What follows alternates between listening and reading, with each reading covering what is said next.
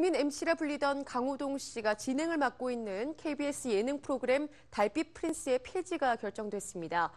2011년 9월 잠정 은퇴했던 강호동 씨는 지난해 11월에 방송에 복귀했는데요. 강호동 씨의 컴백 성적 그리고 그 반응은 어떤지 스포츠한국 안진용 기자와 함께 알아보겠습니다. 안녕하세요. 네, 안녕하세요.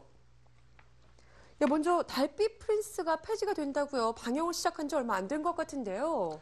네, 바로 어제 마지막 녹화를 마쳤고요. 오는 12일 방송되는 8회를 끝으로 폐지됩니다. 당초 폐지가 아니라 개편이라는 말도 있었는데요. 기존 MC 중 몇 명은 이미 하차가 결정되면서 달빛 프린스는 사실상 폐지로 가닥을 잡았다고 볼 수 있습니다. 8회 만에 폐지가 결정이 됐다. 모르시는 분들도 많으실 것 같은데요. 네. 어떤 프로그램이었는지 소개를 좀 해주시죠.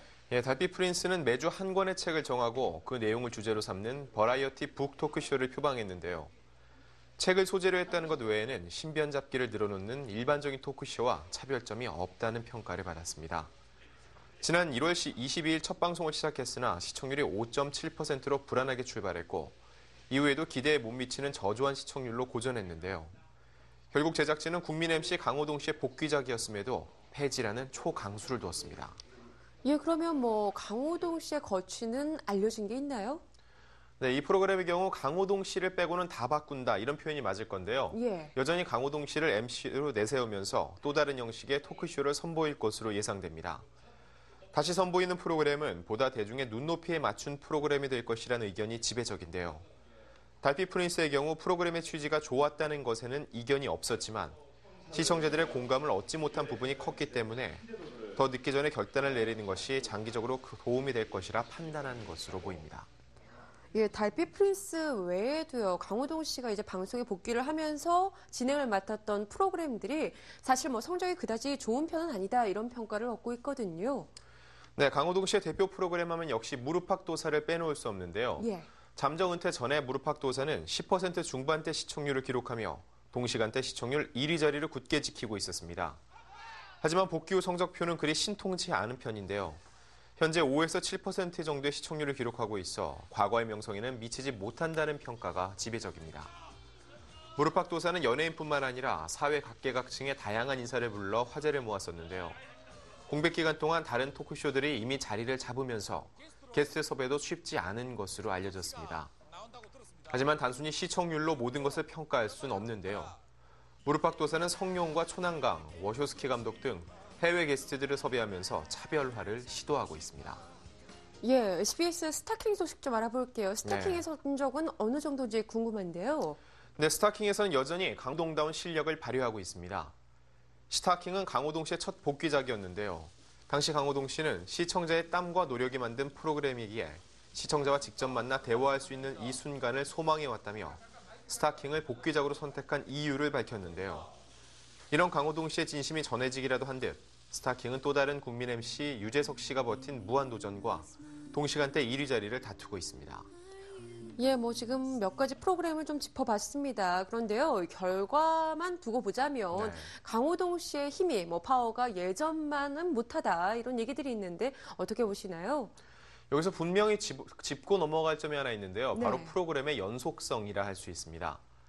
스타킹의 경우 강호동 씨가 하차한 기간에도 다른 MC들이 투입돼 프로그램을 지속해왔는데요. 때문에 고정 시청층을 잃지 않았고 강호동 씨가 복귀한 후에는 더욱 상승작용을 낼 수 있었습니다. 하지만 무릎팍도사는 1년 넘는 공백 기간을 가졌기 때문에 그에 따른 시청률 손실이 크다고 볼 수 있는데요. 게다가 원래 방송되던 수요일에서 목요일로 방송 시간대를 옮기면서 역시 유재석 씨가 진행하는 해피투게더라는 강한 상대를 만나게 돼 고전 중이라고 볼 수 있습니다.